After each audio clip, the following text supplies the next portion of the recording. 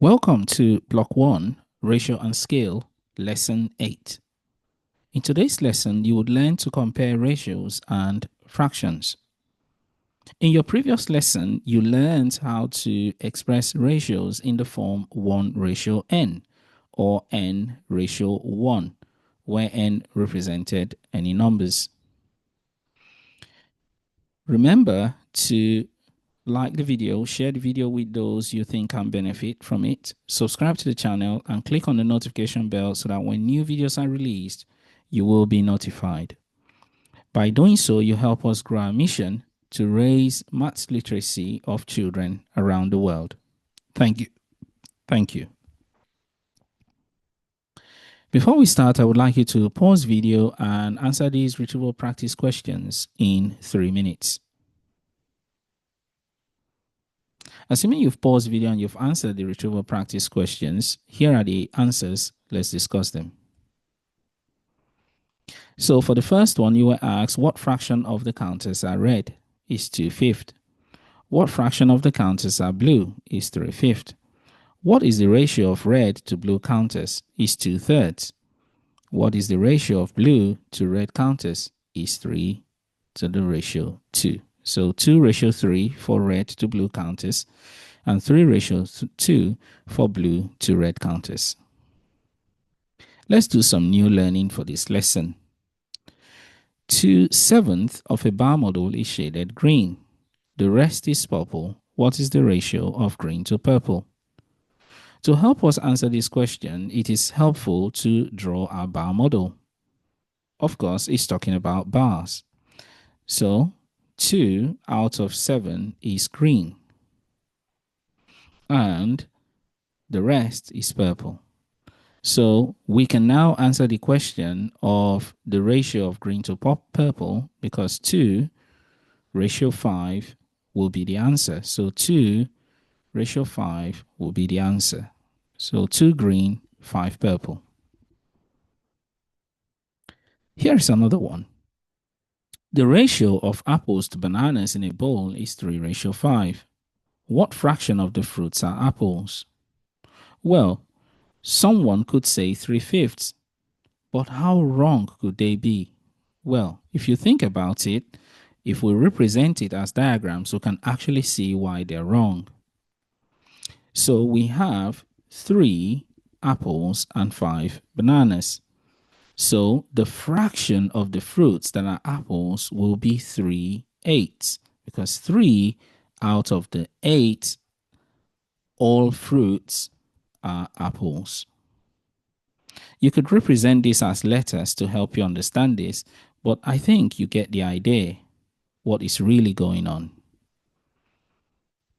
So the important fact you must note is that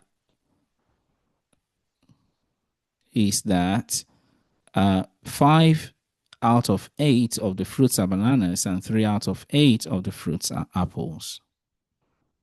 But even if it's not clear yet, I want you to hold on to the thought of what we're learning. Let's do some more examples. There are 50 people in a room. 21 of the people wear glasses and 29 of the people do not wear glasses. I want you to think about this. Do you recognize these fractions or does it make sense to you? Of course. So 21 out of 50 people wear glasses.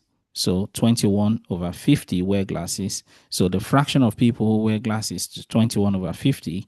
And the fraction of people who do not wear glasses is 29 over 50. But the ratio of those who wear glasses to those who do not wear glasses is 21 ratio 29. And the ratio of those who do not wear glasses and those who wear glasses is 29 ratio 21. Here is an important fact you want to take note of. In fact, you should write it down and say it again and again to yourself. There should be no confusion about the relationship between ratio and fractions. Fraction compare a part to a whole. Ratio compares a part to a part. I repeat, fractions compare a part to a whole. ratio compares a part to a part. It's now time for you to practice what you've learned. Pause the video and answer question 1 in 1 minute. Assuming you've paused the video and you've answered question 1, here are the answers. So here you were asked what fraction of the pie chart is shaded red. You can see that 3 parts are shaded out of 4 parts, so it's 3/4. Write the ratio of red to blue. You can see that 3 parts are red, but just 1 part is blue, so it's 3:1. Remember, ratio compares a part to another part. What fraction of the pie chart is shaded blue? It is 1 out of 4. Remember, fraction compares a part to the whole. So the part that we're comparing now is 1 blue to the whole. The whole is 4 parts. So 1 over 4. Then write the ratio of blue to red. We have 1 blue and 3 red. So it's 1:3. Pause the video and answer questions 2 and 3 in 1 minute. Assuming you've paused the video and you've answered questions 2 and 3, here are the answers. So for question 2, you were asked 1/5 of the bar is red. So 1 part is red. The rest is blue. What is the ratio of red to blue? Remember, ratio compares a part to another part. So we have 1 part is red out of this bar model and the other is blue. So it's 1:4. For question 3, you were asked the ratio of men to women in a library is 3:4. 3/4 of the people are men. That's what she's saying. But is she right? So use the bar model to show that Eva is wrong. So what fraction of the people in the library are men? The fraction will be 3 to the whole. The whole is 7. So remember, fraction compares a part to a whole, not a part to a part. So that's where she made a mistake. Pause the video and answer questions 4 and 5 in 2 minutes. Assuming you have answered the questions, here are the answers. Let's discuss them. So for question 4, you were asked, for every 2 horses in a field, there are 3 sheep. Draw a bar model to represent this statement. Well, the bar model should be very simple. You draw 5 parts because the total number of parts is 5. 2 will belong to horses and 3 will belong to sheep. And then what fraction of the animals are horses? The fraction compares the parts to the whole. The whole is 5 parts altogether. So because we have 2 parts for the horses and 3 parts for the sheep, and then you compare 2 to the whole, which is 5. So it's 2/5. And then what fraction of the animals are sheep? The fraction of the animals that are sheep is 3/5, because a fraction compares a part to the whole. The whole is 5 parts. Sheep has 3 parts. So that is 3/5. For question 5, it's a similar question. What fraction of the shapes are circles? Well, the ratio of circles to square, remember how we assign the numbers in the questions. Circle is mentioned first. So 4 is the number that belongs to circle. Now, 4 is the part. 7 is the other part. The whole lot is 11. So the fraction of the shapes that are circles will be circle to the whole. A fraction compares the part to the whole. So that will be 4/11. The fraction that are squares will be 7/11. And here are the answers. So mark your work and celebrate your success. Pause the video and answer question 6 in 2 minutes. Assuming you've paused the video and you've answered the questions, here are the answers. So for question 6, you were asked to use the bar model to answer these questions. So the ratio of red to white is 1:6, and you can see you have 1 to 6. the ratio of white to red will be 6:1. The fraction that are white will be 6/7. Fraction compares the parts to the whole. The fraction that are red is 1/7. I'm not going to go through all of them, but I'm sure by now you understand the concept of comparing fractions to ratios or ratios and fractions. Pause the video and answer questions 7 and 8 in 2 minutes. Assuming you have paused the video and answered the questions, here are the answers.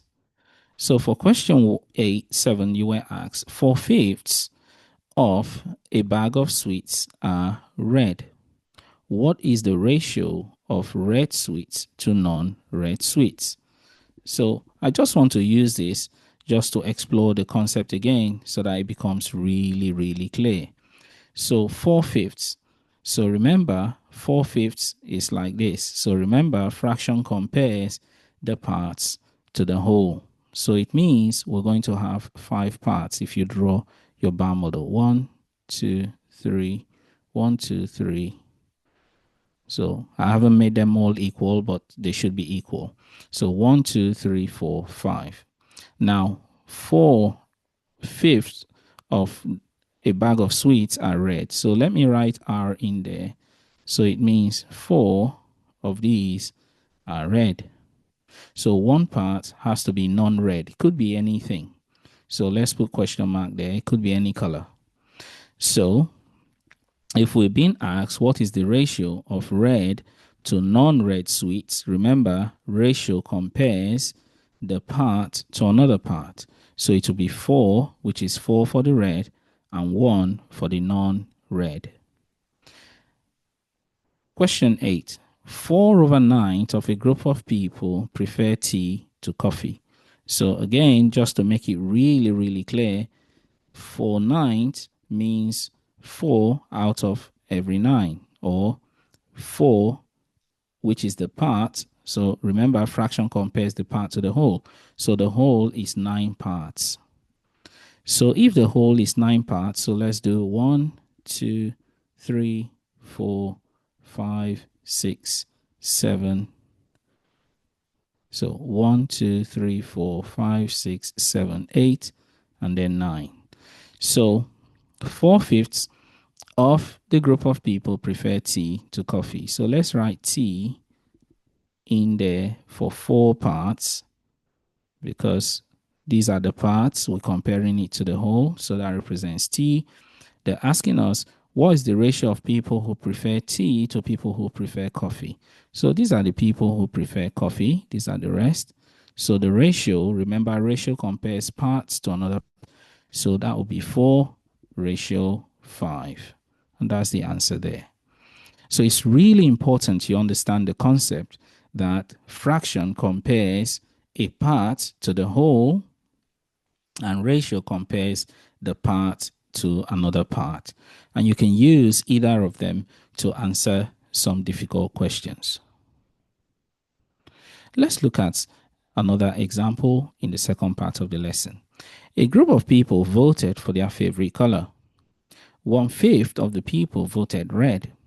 4/5 voted blue. Now, thinking about this, you can see we're being asked the rest of the people voted for other.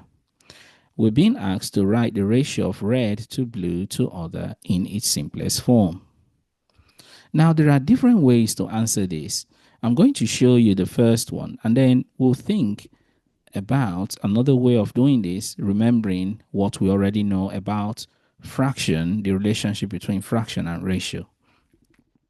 So 1/5 can be represented like this.